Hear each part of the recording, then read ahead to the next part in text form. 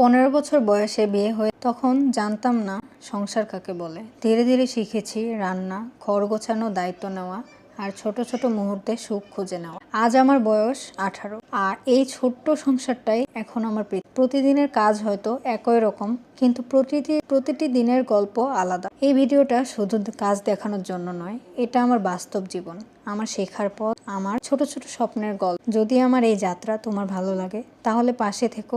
একটা সময় ছিল যখন আমারও অনেক বড় একটা স্বপ্ন ছিল, একদিন আর্মির ইউনিফর্ম পরব। সেই স্বপ্নকে সত্যি করার জন্য প্রতিদিন নিজেকে প্রস্তুত করতাম। ভোর শুরু হতো শারীরিক ব্যায়াম দিয়ে, নিজের শরীর আর মনের যত্ন নিতাম। দিনের শেষে স্কিন কেয়ার, বডি কেয়ার সবকিছু নিয়েই ছিল আলাদা একটা রুটিন। সবসময় নিজেকে গুছিয়ে রাখতে ভালো লাগতো। ইচ্ছে হলে বাহিরে বের হয়ে যেতাম, নতুন মানুষের সঙ্গে পরিচয় করতে, বন্ধুদের সঙ্গে গল্প করতে, হাসতে, ঘুরতে আমার ভীষণ ভালো লাগতো। মানুষের সঙ্গে কথা বললেই একটা আলাদা আত্মবিশ্বাস কাজ করত। মনে হতো পুরো পৃথিবীটাই আমার জন্য খোলা। কিন্তু জীবন সবসময় আমাদের পরিকল্পনা মেনে চলে না। বিয়ের পর অনেক কিছু বদলে গেল। একদিন বুঝতে পারলাম যে স্বপ্নটা এতদিন যত্ন করে লালন করেছিলাম সেটা আর আগের মতো রইল না।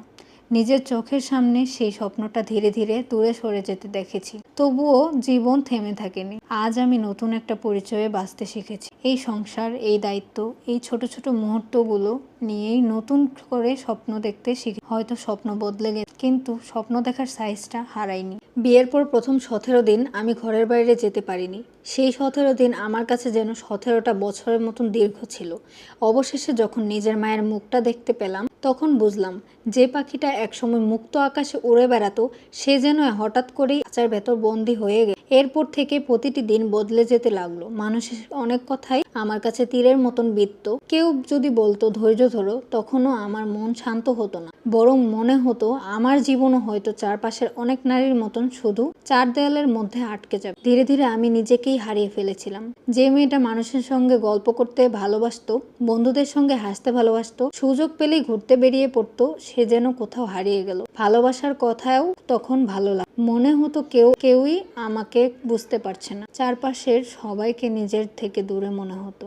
এক সময় জীবন এতটাই ভারী মনে হতে লাগলো যে মনে হতো আর পারছি না। কিন্তু আজ ফিরে তাকিয়ে বুঝি সবচেয়ে অন্ধকার সময়ও একদিন কেটে যায়। আজ আমি আমার গল্প বলছি, কারণ আমি চাই যে কষ্টগুলো আমি এতদিন আমাকে নীরব করে দিয়েছিল সেগুলোই একদিন আমার শক্তি পরিচয় হয়ে দাঁড়াবে। বিয়ের পর থেকে আমাকে অনেক নতুন স্বপ্ন দেখানো হয়েছে। বলা হয়েছিল একদিন আমার সব স্বপ্ন পূরণ হবে। হয়তো সময়ের সঙ্গে বুঝেছি সব স্বপ্ন একইভাবে পূরণ হয় না। যে মানুষটা আমার জীবনে এসেছে তারও কিছু স্বপ্ন ছিল, একটা সুন্দর সংসার, পরিপাটি একটা ঘর, শান্ত একটা জীবন। আজ সেই স্বপ্নগুলোর অনেকটাই বাস্তব হয়েছে। সেই সংসারের অংশ হয়েও আমিও খুঁজে নিতে পেরেছি। কিন্তু আমার ছোটবেলার কিছু স্বপ্ন, সেগুলো আজও স্বপ্নই হয়ে রয়ে গেছে। কখনো কখনো মনে হয় যদি আর একটু সময় পেতাম হয়তো সেগুলোও ছুঁয়ে দেখতে পারতাম। তবুও জীবন থেমে থাকে না। হারিয়ে যাওয়া স্বপ্নের জন্য আফসোস আছে, কিন্তু নতুন স্বপ্ন দেখার সাহসও আছে।